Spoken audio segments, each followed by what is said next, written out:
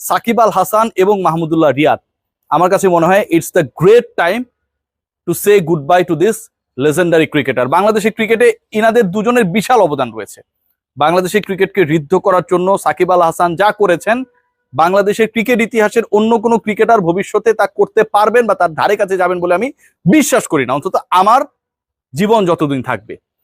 মাহমুদুল্লাহ রিয়াদ অসংখ্য ম্যাচে বাংলাদেশকে অবিস্মরণীয় মুহূর্তে সাক্ষী করেছেন, কখনো জিতিয়েছেন, কখনো জেতাতে না পারার ট্রাজিক হিরো হয়েছেন। বাট সবকিছুর একটা এন্ড থাকে। এবারের বিশ্বকাপে লাস্ট ম্যাচে সাকিব মাহমুদুল্লাহ যা করেছেন এবং যেভাবে করেছেন, আমার কাছে মনে হয় এটা অনেকটা ক্ষমার অযোগ্য। সাকিব আল হাসান বল হাতে ছন্দে নেই, ব্যাট হাতে একটা ম্যাচে টুকটাক রান করার চেষ্টা করেছিলেন, 64 রান করেছিলেন নেদারল্যান্ডসের বিপক্ষে। বাংলাদেশ সেই ম্যাচটা জিতেছিল। এরপর থেকে আমরা স্ট্রংলি বিলিভ করা শুরু করেছিলাম যে Shakib Al Hasan is back to form. কিন্তু দিন শেষে তার ওই ফর্মে না থাকাটা কাকতাল নাকি ফর্মে ফেরাটা আসলে কাকতালীয় ঘটনা, সেটা এবারের বিশ্বকাপের শেষ ম্যাচে যখন সাকিব আউট হয়েছেন, প্রথম বলে যখন আউট হয়েছেন, যেভাবে আউট হয়েছেন, তা একটা সিদ্ধান্তে আমাদেরকে উপনীত হতে সাহায্য করেছে যে আসলে সাকিব যে 64 রান করেছেন সেটাই হয়তো অনেকটা কাকতালীয় ভাবে হয়েছে। সাকিব আল হাসানকে আমি মনে করি এভাবে দলের বোঝা হয়ে, যেই সাকিব আল হাসান দলে কন্ট্রিবিউট করতে গিয়েও পারছেন না, এটা সাকিবের সাথে যায় না। এটা সাকিবের ব্যক্তিত্বের সাথে, তার পারফরমেন্সের সাথে, তার কন্ট্রিবিউশনসের সাথে, সাকিব ময়তার সাথে কোনো কিছুর সাথে যায় না। তো সাকিব আল হাসানকে আমি মনে করি তারই সিদ্ধান্তে নেওয়া উচিত before the Bangladesh cricket board take the decision যে তিনি আর অন্তত এই ফরম্যাটটা খেলবেন না। নতুনদের সুযোগ করে দেই না ভাই, সমস্যা নেই তো। সাকিব অলওয়েজ ওই স্যালুটের জায়গায়, ওই রেসপেক্টের জায়গায়, সাকিব যে সাকিব, সাকিবের জায়গায় তিনি থাকবেন।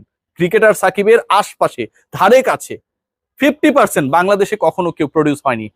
আমি ভবিষ্যৎ নিয়েও বলতে পারি যে আমার জীবদ্দশায় সাকিবকে ছাড়িয়ে যাওয়া কোনো ক্রিকেটার হয়তো আমি দেখবো না। মাহমুদুল্লাহ রিয়াদ আরো একজন লেজেন্ডারি ক্রিকেটার। এবারের বিশ্বকাপে বাংলাদেশ যে শুরুটা করেছিল সেখানটায় রিয়াদের একটা অবিস্মরণীয় অবদান ছিল। যখন বাংলাদেশ প্রেসারে শ্রীলঙ্কার বিপক্ষে ম্যাচ, সেই প্রেসারকে জয় করে রিয়াদ দলকে জেতাতে একটা বড় ভূমিকা পালন করেছেন। কিন্তু এরপর যত সময় গড়িয়েছে, রিয়াদ যেন তার ছায়া হয়ে গেছেন। 39-এর কাছাকাছি বয়স, রিয়াদ ভাই যা দিয়েছেন যথেষ্ট দিয়েছেন। টি-20 ফরম্যাটে আমি মনে করি রিয়াদ ভাইকে এবং একই সাথে বাংলাদেশ ক্রিকেট বোর্ডকেও রিয়াদের সিলেকশনের ব্যাপারে আর কোনো ধরনের প্রোঅ্যাক্টিভ রোল প্লে করা উচিত না। ওয়ানডে খেলছেন, তিনি খেলবেন, চ্যাম্পিয়ন্স ট্রফি পর্যন্ত পারফরমেন্স যদি থাকে খেলুন না, সমস্যা নেই। কিন্তু টি-20 ফরম্যাটটায় আফগানিস্তানের বিপক্ষে বাংলাদেশের ডিফিট, অন্য দলগুলো তরুণ ক্রিকেটাররা যেভাবে টি-20 অ্যাপ্রোচকে অ্যাপ্লাই করছে এবং বাংলাদেশের অভিজ্ঞরা যেভাবে তাদের কাছে ডিফিটেড হচ্ছে, বিট হচ্ছে, তাদের রোল প্লে করতে বারবার ব্যর্থ হচ্ছে, এবং তাদের কারণে অন্তত দুটা স্লটে আমি আমার ক্রিকেটারদের, মেধাবী ক্রিকেটার থাকার পরেও তাদের সুযোগ করে দিতে পারছি না, ইন্টারন্যাশনাল টি-20 এক্সপেরিয়েন্সটা দিতে পারছি না। এটা যদি কন্টিনিউ হয়, এর থেকে দুঃখজনক কোনো কিছু হবে না। রিয়াদ সাকিবের ক্যারিয়ার নিয়ে আমরা যতই স্তুতি করি না কেন, দিন শেষে আমরা কেউই চাই না যে এই দুই লেজেন্ডারি ক্রিকেটার বাংলাদেশ দলের বোঝায় পরিণত হোক।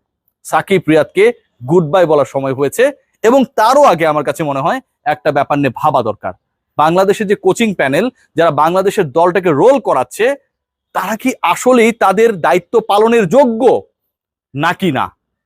আমার কাছে মনে হয় এই প্রশ্নের উত্তর বাংলাদেশ ক্রিকেট বোর্ডের সংশ্লিষ্ট ডিপার্টমেন্ট খুব ভালো করে জানে। কিন্তু লোক লজ্জার ভয় বা আমরা অতীতে ভুল ডিসিশন নিয়েছি, এখন সঠিক কথা বললে অতীতের ডিসিশন ভুল ছিল, এটা সামনে চলে আসবে দেখে আমি আমার পরের সিদ্ধান্তটা স্ট্রিক্ট ওয়েতে নেব না, এই টেন্ডেন্সিটাও ভাই সাপোর্টেবল না।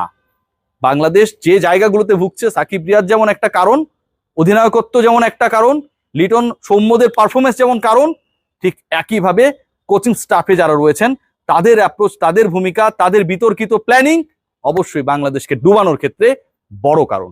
টাইটানিকের থেকেও বড় শিলাখণ্ড যেন বাংলাদেশের ক্রিকেটে আঘাত এনেছে এই ব্যর্থদের নিয়ে।